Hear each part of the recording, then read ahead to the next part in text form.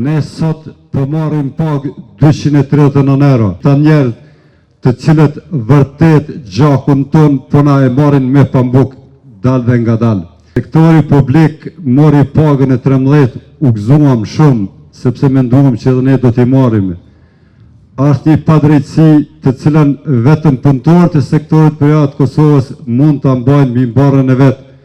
Përderisa kryeministri jon, kryeparlamentari dhe gjithë të tjerët brenda një muaj ditë në buxhetin e tyre u rrit për 6.000 euro, neve të nderuar edhe sot po marrëm 239 euro.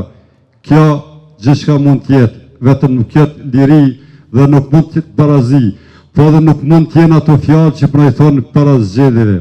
Paramendojnë që nga 120 deputet të Parlamentit të Kosovës, i vetëm një person, Besnik Tahiri, luftoi me çdo forcë, çdo fuqi që dhe ne ta kemi pagën e 13, sepse ne jemi 3 fish më shumë se sa punëtorët e sektorit publik. Ne 3 fish e mbushmi buxhetin e sektorit publik, sektorit të shtetit, dhe ne dëmtohemi, ne kemi bërë një pozitë për ta shtrejë dorën.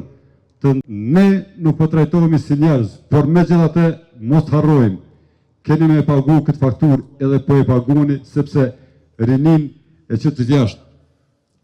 Është shumë normale, nuk ka diçka që kam improvizuar me po. Ju thrasmi të thirrni vetdijes, sepse njerëzit, punëtorët shohin.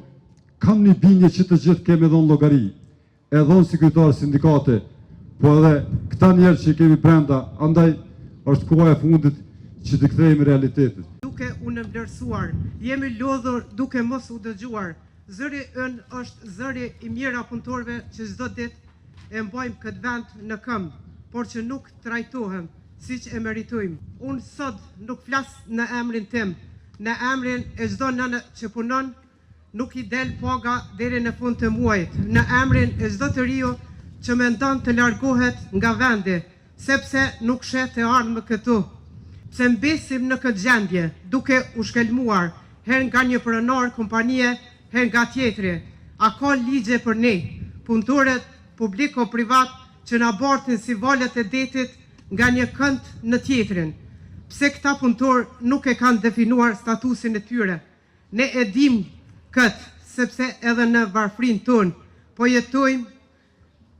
jetoni ju pushtetar jetën e luksit, derisa juve ju shkon koha e pushtetit duke ndërruar avionet nga një skaj në tjetrin të botës. Ne punëtorët e ngrat po shqetësohemi, po na smuret ndonjë familjar e nuk e dim si ta mjekojmë. Kurse